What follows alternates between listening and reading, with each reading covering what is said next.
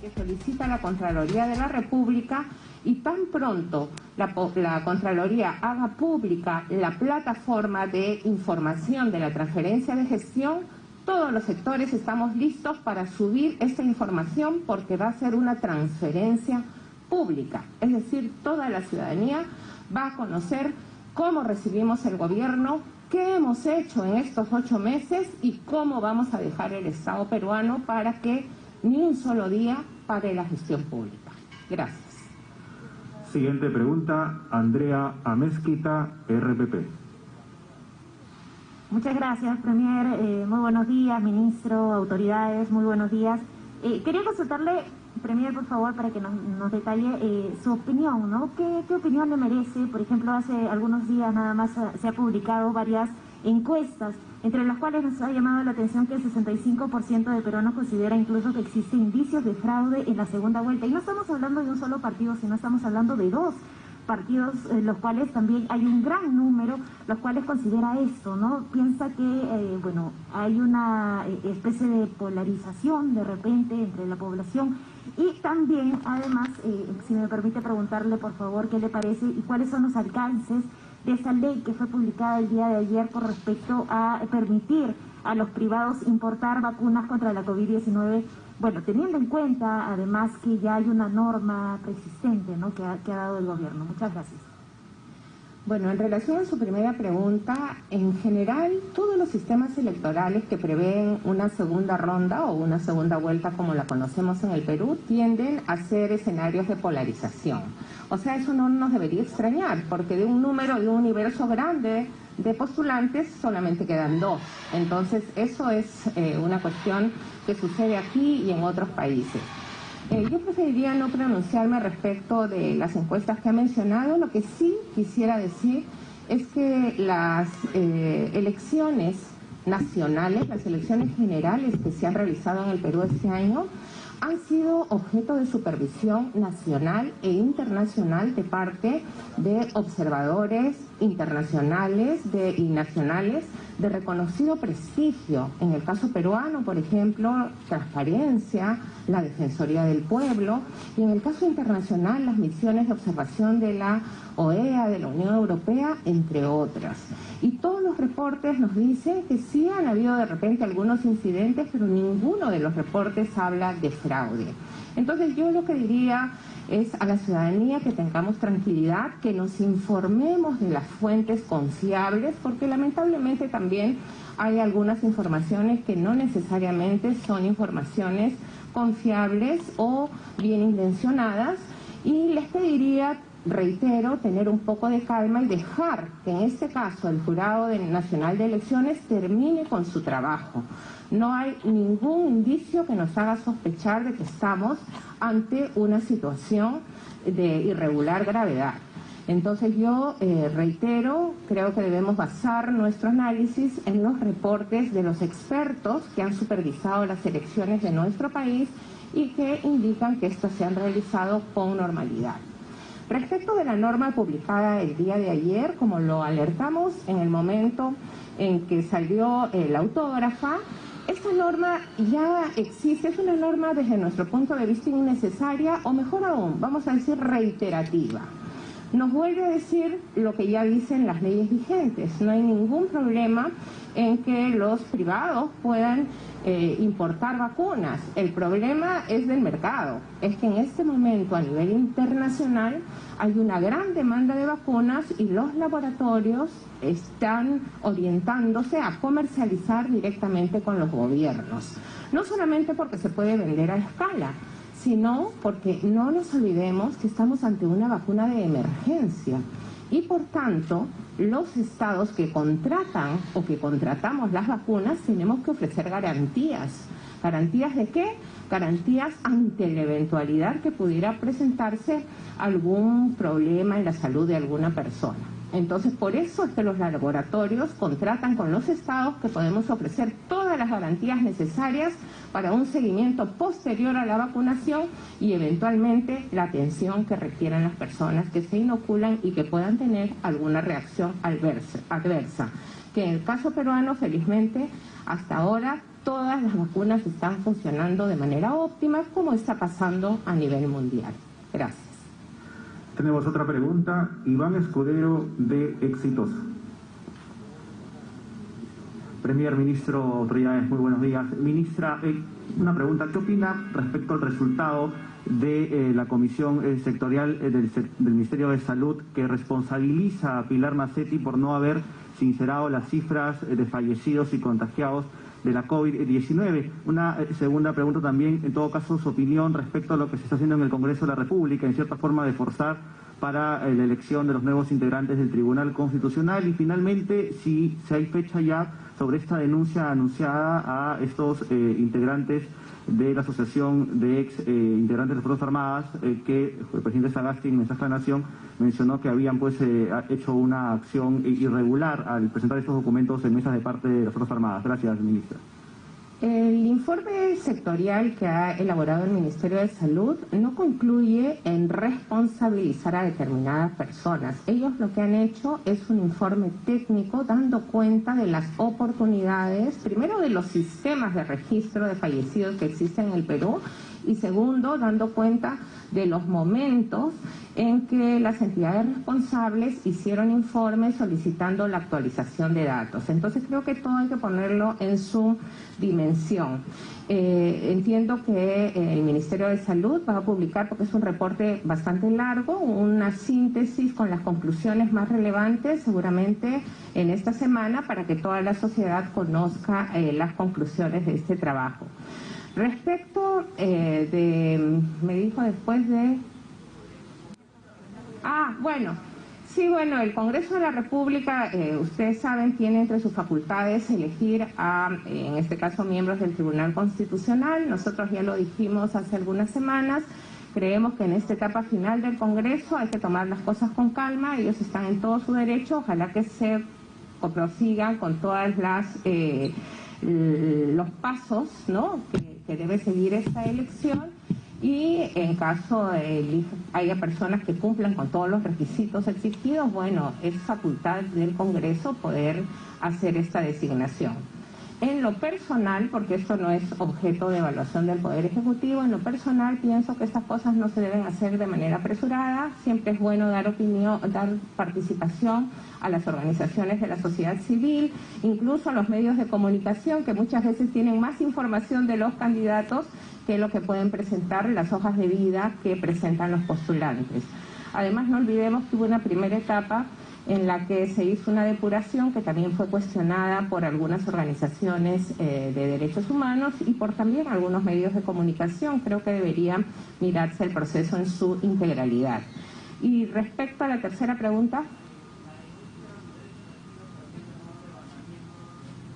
Bueno, nosotros lo que hemos hecho es correr traslado al Ministerio Público de las comunicaciones recibidas en mesa de partes de las diferentes instituciones castrenses, para que el Ministerio Público evalúe su contenido, y de existir algún ilícito, ellos tomarán las acciones necesarias. Eso ya escapa a las funciones del Poder Ejecutivo.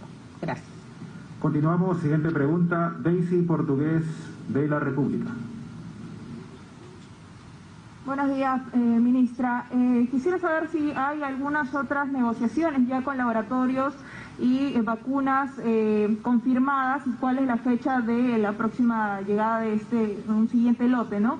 Y en todo caso, si se ha tomado también, en relación a la situación de Arequipa, si se ha tomado algún plan para iniciar un cerco epidemiológico en otras regiones del sur, ¿no? Y eso básicamente. Gracias. Sí, empiezo por lo último. En realidad, este cerco epidemiológico solo lo estamos haciendo en Arequipa. Todavía estamos monitoreando cómo van las cosas en Moquegua y Tacna, que también nos estaban presentando algunos indicadores de preocupación, aunque no tan severos como en el caso de Arequipa. En el término de las vacunas, nosotros, como ya hemos informado, tenemos aseguradas, contratadas, incluso algunas de ellas ya pagadas en más del 60%, vacunas, dosis de vacunas por más de 62 millones.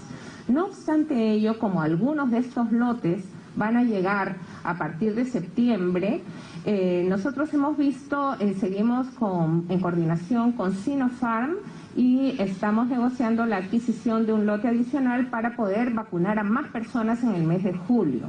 Sinopharm es una vacuna que viene de manera individual, es decir, la dosis para una persona viene en un solo frasquito. Entonces hay lugares de nuestro país donde es más fácil transportar estas vacunas y que las personas utilicen los frasquitos individuales para vacunar, por ejemplo, en aquellas poblaciones donde hay muy pocas personas. Entonces, a diferencia de las otras vacunas que vienen en viales, es decir, en recipientes donde vienen 10 dosis o 6 dosis, es mucho más fácil de manipular. Por eso es que nos parece muy importante, y además de la efectividad que han demostrado.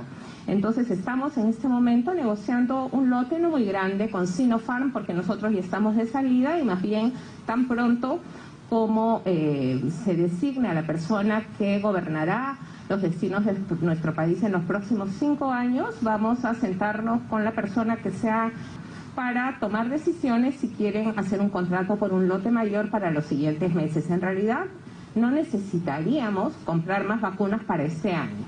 Sin embargo, si queremos acelerar el proceso de la vacunación, hay algunos laboratorios que nos dicen, ahorita si me compras te doy las vacunas, y valdría la pena poder hacerlo para acelerar la vacunación.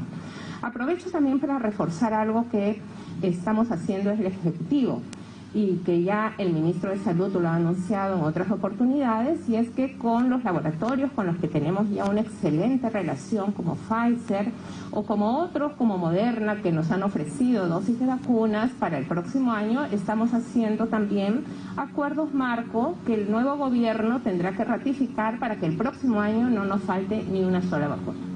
Gracias. Tenemos 2 últimas preguntas.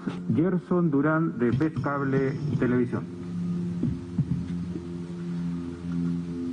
Muy buenos días con todas las autoridades. Mi primera pregunta es para el director ejecutivo del proyecto Legado, Alberto Valenzuela.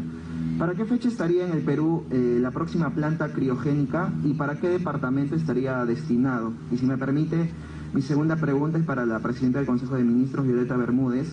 Ministra, usted hace un momento acaba de mencionar que se va a hacer público este balance de cómo encontró este gobierno de transición, cómo lo manejó y cómo lo estaría dejando. A su opinión, ¿cómo considera que el actual gobierno manejó esta situación, tanto política, económica y social? Muy buenos días. La siguiente planta está llegando, al igual que esta, está llegando en el mes de agosto y está destinada para la ciudad de Camaná, básicamente para la región Arequipa, para poder atender no solamente Camaná, sino por la capacidad industrial que tiene para la producción y envasado de oxígeno, para poder atender la demanda de oxígeno gaseoso en la región Arequipa y potencialmente otras regiones que así lo requieran. Sí, muchas gracias por su pregunta. En realidad tendría que hacer un balance que nos tomaría bastante tiempo hoy día, pero para efectos de informar a la ciudadanía, en el Poder Ejecutivo hemos decidido que a partir de este viernes, en las conferencias de prensa que tenemos los lunes y los viernes, vamos a ir presentando ese esquema de cómo encontramos la gestión, qué hemos hecho y cómo la vamos a dejar, de una manera didáctica, clara, sencilla, a disposición de todos ustedes y de toda la ciudadanía. De tal manera que al llegar al 28 de julio, toda la ciudadanía puede estar informada de cómo encontramos cada sector, qué cosa es lo que hemos hecho en este tiempo y cómo lo vamos a dejar. Y todas las personas en nuestro deber de ciudadanos luego podamos hacer un seguimiento de cómo la nueva gestión gubernamental da continuidad a procesos iniciados. Reitero, el Estado continúa más allá de las gestiones y debemos optimizar aquello que encontramos. Nosotros hemos encontrado muchas cosas mal, pero un montón de cosas muy buenas. Por ejemplo, el proyecto Legado ya existía y lo estamos potenciando y le estamos encargando trabajos que sabemos lo van a hacer con eficiencia en vez de crear otra entidad. La idea es optimizar los recursos del Estado y ese va a ser el enfoque de nuestra suerte de rendición de cuentas a la ciudadanía que nos dio un encargo bastante desafiante de trabajar en 8 meses, uno de los cuales era garantizar elecciones limpias, libres y transparentes que consideramos se han realizado en nuestro país. Gracias. Última pregunta, José Pacheco, América Noticias. Muy buenos días a las autoridades, ministro, premier.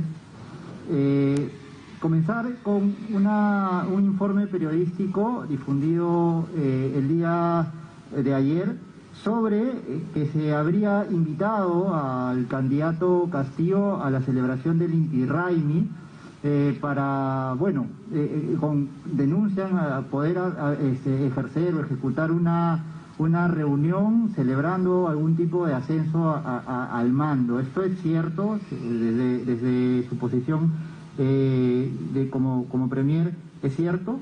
Luego, preguntarle sobre los datos revelados por el IEP que hablan sobre la desaprobación de la población con respecto a los pedidos de nulidad de actas y mesas por parte del Partido Fuerza Popular, y sobre el dato que el 69% de peruanos desaprueba la actitud de la candidata Keiko Fujimori. ¿Qué reacción le supone este dato?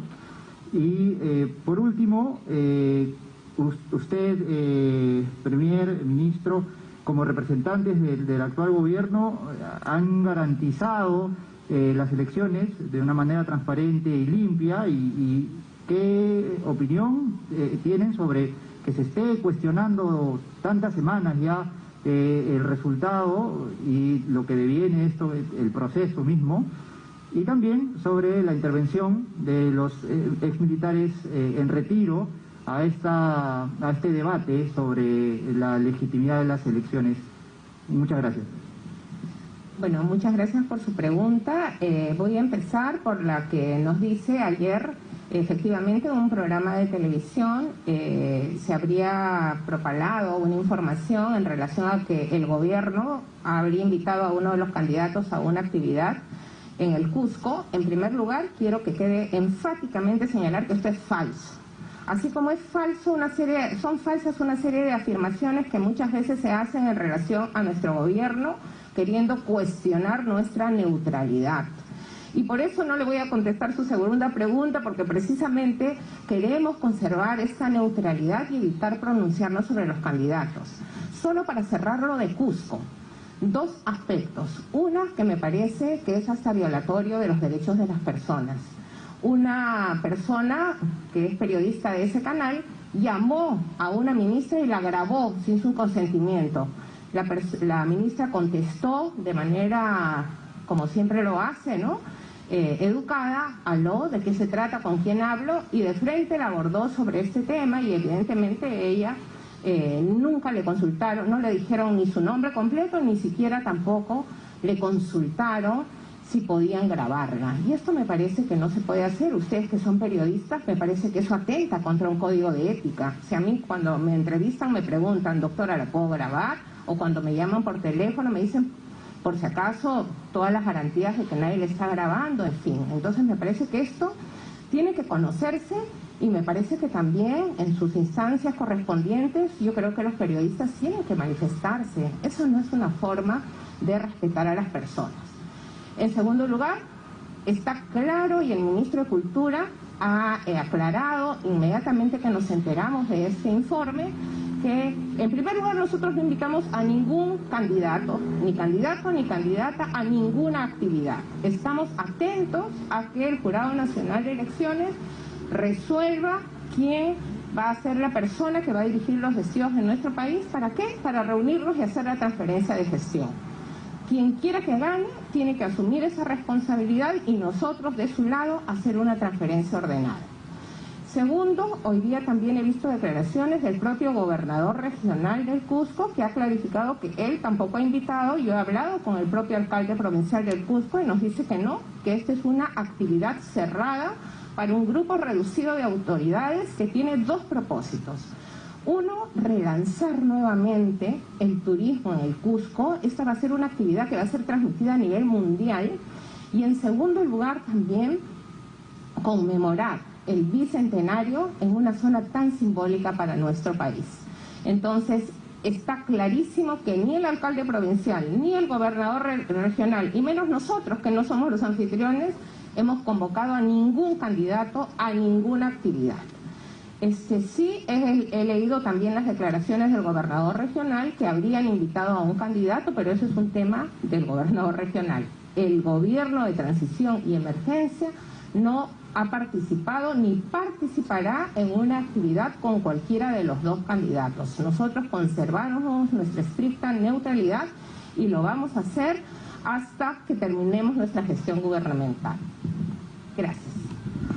De esta manera finaliza la ceremonia. Bien, declaraciones entonces de la premier Violeta Bermúdez, quien además está en compañía del ministro de Transportes y Comunicaciones, Eduardo González, como también representantes del proyecto legado de Juegos Panamericanos y Parapanamericanos, quienes hoy hacen la entrega de la planta criogénica de la India al Perú, que será destinada a la ciudad de Pascamayo en la región de La Libertad.